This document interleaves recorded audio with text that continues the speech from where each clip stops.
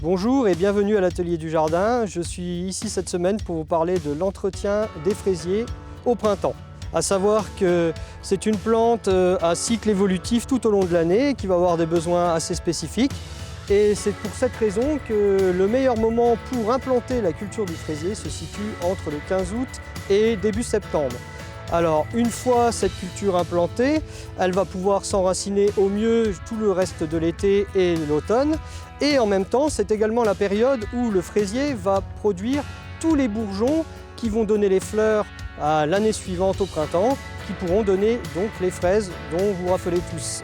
L'hiver a aussi son rôle puisque grâce à l'endormance que va subir la plante, on va avoir un réveil bien meilleur au moment du printemps.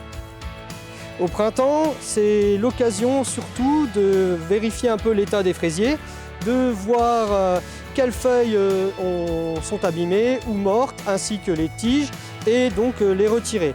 C'est également le moment d'agir sur tout ce qui est mauvaises herbes, ce qu'on appelle les adventices, sur le rang de fraisier, donc là manuellement, à la main pour ne pas abîmer les fraisiers, mais aussi dans l'interrang entre deux, par exemple, lignes de fraisier.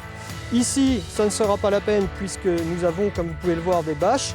J'en reviendrai tout à l'heure là-dessus pour vous expliquer l'intérêt notamment de ces bâches.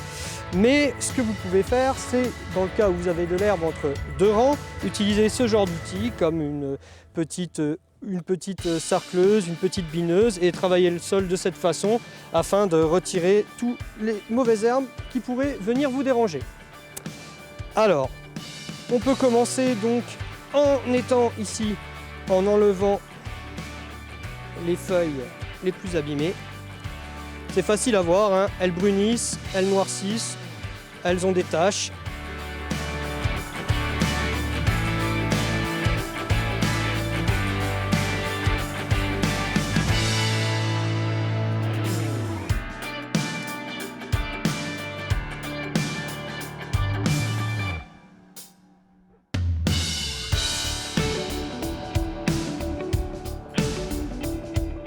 Au printemps, il faut être très attentif parce que c'est un moment où tout se réveille, mais c'est aussi un moment où on peut avoir encore pas mal de gelée le matin.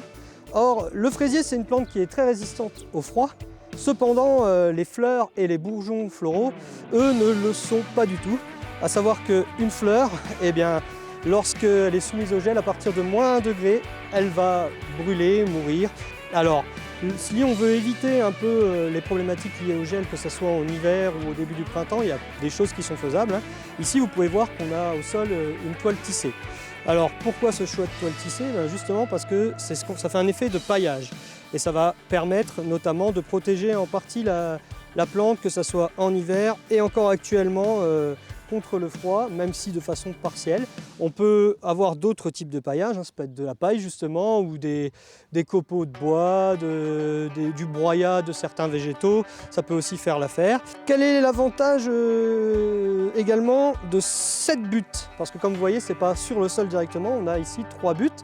Alors, eh bien, la fraise, elle est très sensible au défaut d'humidité ou à la surhumidité. Donc en été, quand il fait très sec, ça va pas du tout être bon pour la production de la plante, et à l'inverse, quand c'est très humide avec des gros à-coups d'arrosage, parce que justement vous vous êtes rendu compte que c'était très sec le sol et que vous n'aviez pas eu le temps de le faire de façon fréquente, et bien là vous risquez de rendre la plante sensible et de provoquer des maladies. On a une maladie à laquelle il faut vraiment faire très attention, c'est ce qu'on appelle le botrytis. Pour faire plus simple et pour vous donner une idée, c'est ce qu'on appelle aussi la pourriture grise. Ça fait comme un duvet gris qui se développe sur la plante, et sur la fraise ça peut se développer au cœur de la plante, mais on peut aussi le voir sur les fleurs et sur les fruits même en développement.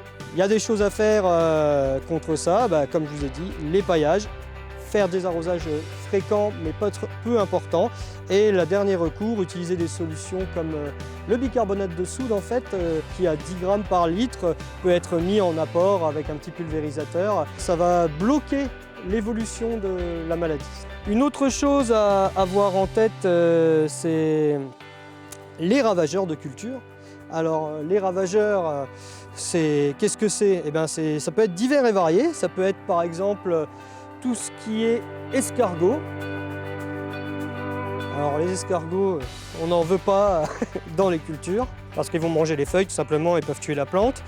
Mais un autre qui est très connu et qui peut poser des gros dégâts, surtout en ce moment, au moment de la floraison, c'est le puceron. Comme pour le botrytis, on va ouvrir la plante à cœur et on va regarder si on en aperçoit.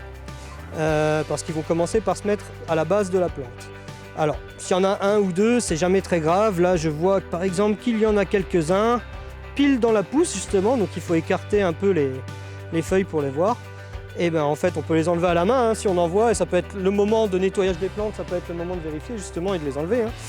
Mais si on en a vraiment beaucoup, après plus de 10 par plante de gros pucerons, là on conseille de faire un petit savon noir pour nettoyer un peu le plant et empêcher que la plante justement souffre. Bon, eh bien, je pense vous avoir dit l'essentiel sur la culture du fraisier. Elle n'a désormais plus de secret pour vous. Et je vous donne rendez-vous la semaine prochaine pour un nouvel atelier.